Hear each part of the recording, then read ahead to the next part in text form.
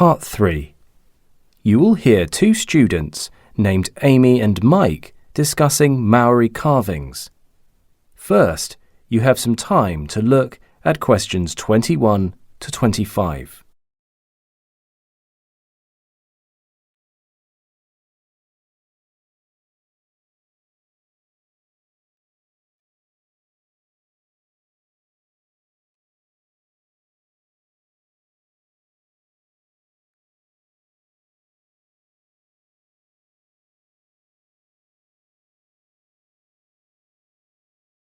Now listen carefully and answer questions 21 to 25.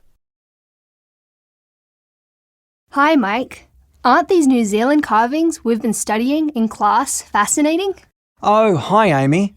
Oh, the Maori greenstone tikis. They're all a bit organic for my taste. You know, all curves and twisting shapes. I like modern stuff, geometric shapes. But I can see the skill involved in making them. But the stories behind the tikis are what make them interesting. Besides, I imagine it would be difficult to create geometric patterns. The shape of each tiki seems to follow the natural contours of the stone. It's extremely hard, and it requires expertise and time to shape. That's true. I suppose that's why modern greenstone carvings are so expensive. But there aren't that many genuine old ones around. Archaeologists rarely discover such treasures, which is odd given they are such a huge part of Maori culture. I wonder if archaeological dig sites were raided and the tikis were taken to sell. I believe it's because the owners valued them, and so preserved them. Many of them would have been passed down through the generations and remain in the possession of the families today, like heirlooms. Do you know what they were used for? I thought they were just an art form or a means of decoration.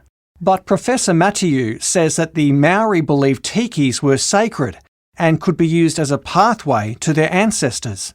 They believed the dead could speak to them through these talismans. So they don't represent tribes or anything? Interesting. How many different kinds are there? There must be hundreds of variations. There are other greenstone carvings beside tikis, although I can't remember all their names. Traditional tikis themselves can be divided into two distinct groups though. Can they? By the materials? I've seen some with metal features.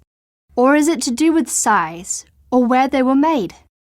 Actually, it is the ways that their feet, heads and hands are placed that make the major difference. Is it easy to discern the difference between the ancient stones and more modern reproductions? Are the styles very different? Modern reproductions usually use a different type of stone, although they may be of the same design. They may also be of a smaller size. But it's actually quite easy to tell if you are buying a genuine carving or a mass-produced souvenir. How? Nowadays, they are produced by machine, using lasers even, so they have no blemishes. In genuine carvings, they aren't always perfect, because the Maori used simple hand tools.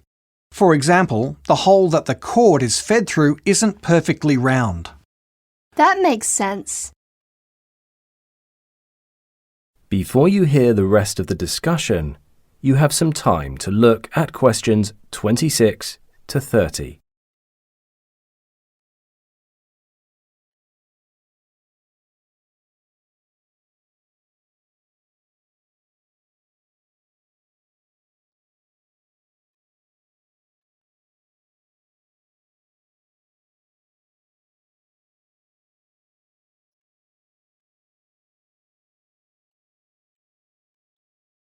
Now listen carefully and answer questions 26 to 30. Actually, it's amazing that they produce such detailed tikis with such simple tools and materials. Talk me through the process. I know the basic shape is carved from New Zealand greenstone. Yes, but first they had to get a blank of the right size. You mean a piece of stone of the right size and basic shape? That's right. They used a hard stone tool, something rough, to wear a groove into a piece of greenstone. After they'd scored it with that, they could just snap it in two. I guess they could have used some kind of hammer though. They repeated the process until they had a piece of stone suitable for what they wanted to carve, usually flat pieces for tikis. Right, because they're fairly small and quite thin. Then they started carving? Not right away. Before they could start carving, they needed an absolutely smooth, flat surface. Nowadays, when we want to do something like that, we'd clamp the stone in a vise and use a sander. But they used a heavy block of sandstone and rubbed the piece of greenstone on it, over and over, to prepare it for carving. It must have been very time-consuming. So how did they cut out the little details, like hands and feet? They had carving tools. They used small chips of stone glued and tied onto a wooden handle. Then they also used a piece of sharpened bone made into a point. Is that what they used to make the holes? Actually, they had a special tool to make holes. It was a stick tied between two heavy pebbles with a point at the end. They would wrap string around it, pull it back and forth to wear a hole into the tiki. They used the same technique to make round shapes too, but didn't make the hole go all the way through. And I've seen some tikis with coloured eyes or decorations. Are they painted? Mostly they are inlaid with different coloured stone or mother of pearl from shells, or sometimes dyed pieces of bone. They were fixed in place using tarata gum, a sticky plant resin. They used plants to make the natural strings too. That's right. The Maori were very resourceful, weren't they? They certainly were.